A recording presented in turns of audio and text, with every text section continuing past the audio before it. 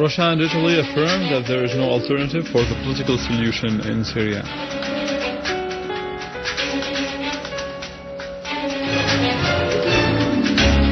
The Syrian army carries out a series of operations against gatherings of terrorists in various areas, inflicting heavy losses upon them.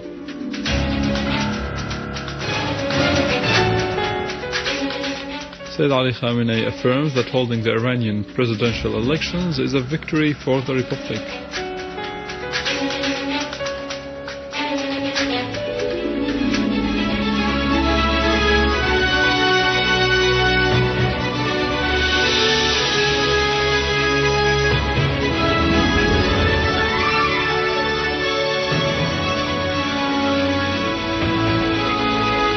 Good afternoon, this is news in English from the Syrian Arab Television in Damascus.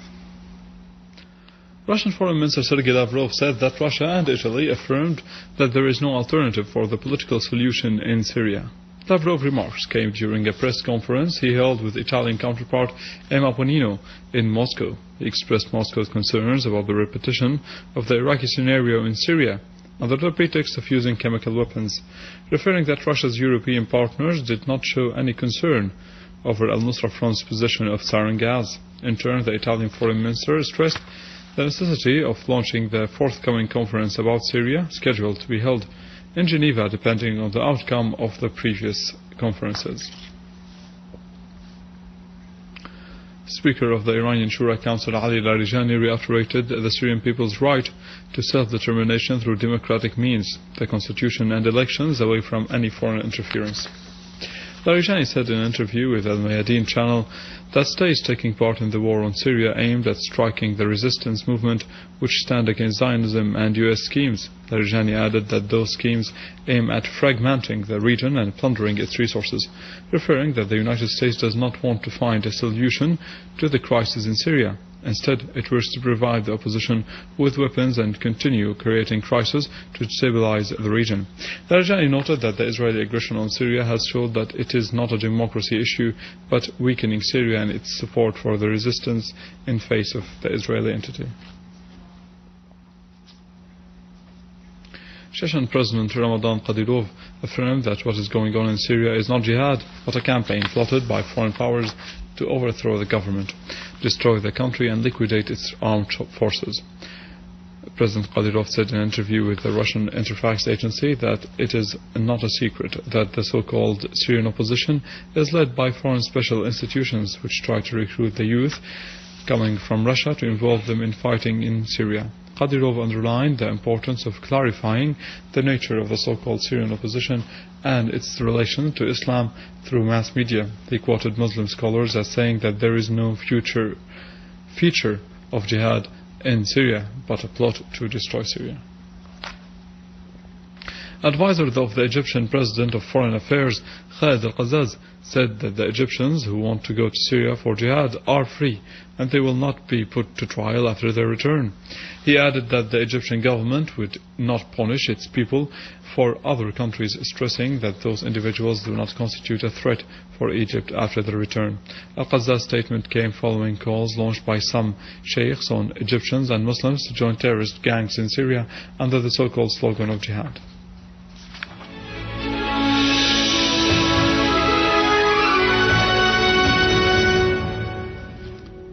Security forces were able to eliminate an armed terrorist group.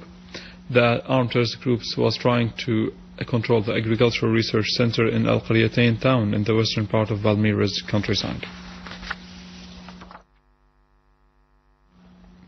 Syrian army units inflicted heavy losses on terrorist groups in Damascus countryside. An official source said that terrorist groups' hideouts were targeted in the villages of Al-Ahmadiyya and Al-Khamisiyya in eastern Ghouta, killing many terrorists, including sniper Abu al-Walid, who used to target passengers on Damascus-Homs international highway. A den for terrorists was also destroyed near At-Tal-Kurdi in a Rihan area, where a number of terrorists were killed or wounded. In Daraya, army units continue their operations in various areas, killing several terrorists. In related context, terrorist gatherings in Khan al-Shia farms were targeted, where a number of terrorists were killed. A terrorist hideout was also destroyed in one of the farms of Mashara village in Al-Qunaytira. A number of terrorists were killed and wounded. Syrian military units carried out a series of operations against gatherings of terrorists in Dalla and its countryside. A military source said that a unit of the army targeted armed terrorist groups in the national hospital surroundings, killing a number of terrorists and injuring many others. Among them was Ziyad Ahmad al-Rashid al-Masalmi. In the city of Al-Ahrak, another army unit hit a den of terrorists, killing several gunmen and destroying their criminal equipment. The source added that an army unit pursued terrorists in Al-Mzarib and Al-Naimi villages, killing many terrorists. Among them were Muhammad Ali al-Ribdawi and Zakaria al-Aboud. An army unit clashed with an armed terrorist group while trying to attack the National Hospital of Busra al-Sham in Dar'a. The clash resulted in killing and wounding a number of terrorists. And in Idlib, the army units carried out successful operations and destroyed a number of terrorist hideouts in Idlib countryside. A source in the governorate said that an army unit targeted terrorist dens in Al-Barghadi village and chased terrorists in the vicinity of Abu Dhur airport, inflicting direct injuries upon them. The source added that another unit carried out an operation in the vicinity of the military housing site, killing a number of terrorists, injuring others, and destroying equipment and weapons in their position. In Juz al-Shughur countryside, an army unit inflicted heavy losses upon terrorist gatherings in Al-Tibat and Al-Ghanandiya. In Deir ez-Zor province, units of the armed forces pursued the armed terrorist groups linked to Jabhat al-Nusra near Al-Rusafa society and killed scores of them and confiscated huge quantities of arms, ammo, military equipment and sophisticated wireless devices used by the terrorists. The armed forces announced Al-Rusafa a safe area free of any presence of the armed groups.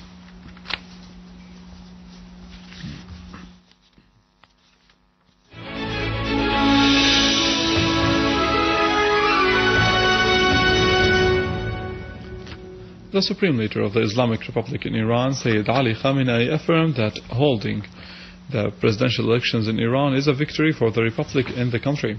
Preliminary results show that election returns gave candidate Hassan Rouhani a lead in the presidential race as he won 6,490,000 votes out of 12 million votes. Some 50 million Iranians took part in the presidential elections, which witnessed a high turnout. Protesters staging a sit-in in Gezi Garden said that they would go on with their movement that has started 2 weeks ago in Taksim Square in Istanbul in unprecedented popular protest in Turkey since 2002.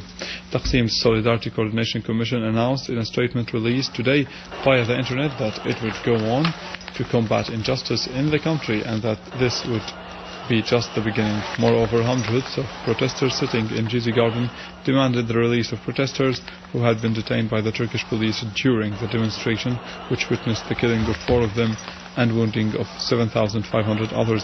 The protesters consider the Justice and Development Party has lost legitimacy in the eyes of the domestic and international media due to its harsh practices against protesters, which triggered resistance in Taksim Square.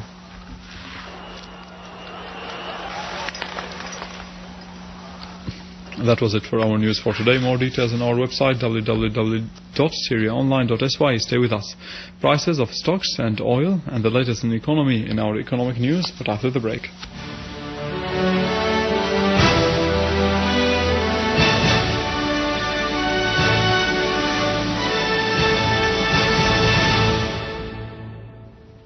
Ladies and gentlemen, good afternoon.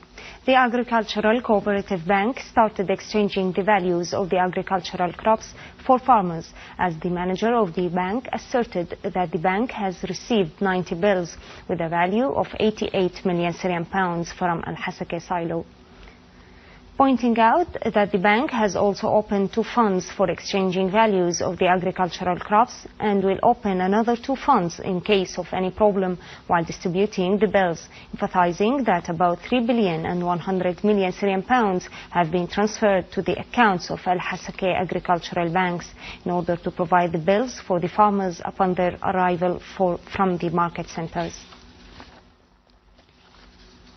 The International Monetary Fund criticized the financial policies followed by the U.S., stressing that the austerity program caused a decline in the economic growth of the U.S. due to the increasing taxes in addition to the random Federal Reserve spending cuts, as the IMF warned from dangers threatening the U.S. economic growth, calling the U.S. to cancel the decided cuts in its budget due to their impacts on the economic growth. Ukraine announced its intention for increasing its natural gas production to 30 billion cubic meters during the coming 5 to 10 years. The Ukrainian Prime Minister asserted that producing 30 billion cubic meters of gas will make Ukraine self-dependent. Moreover, it will be able to increase exporting this raw material on the long term. Futures of the Brent crude were higher than $105 per barrel due to concerns about the crisis in Syria in light of the weak US dollar, while investors are afraid that the crisis may extend to reach other countries and involve the oil-producing area in this conflict.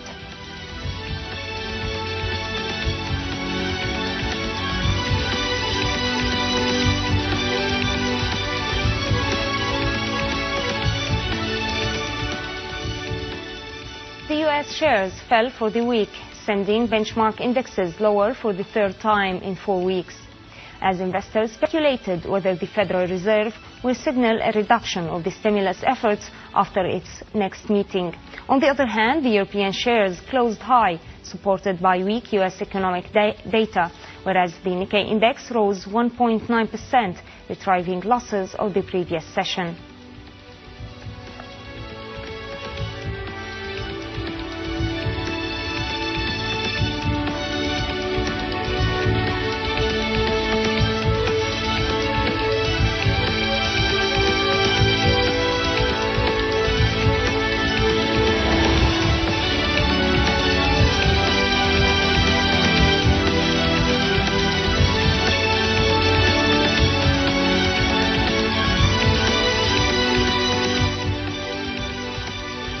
Ladies and gentlemen, this was our economic news for today. Thank you for watching. Goodbye.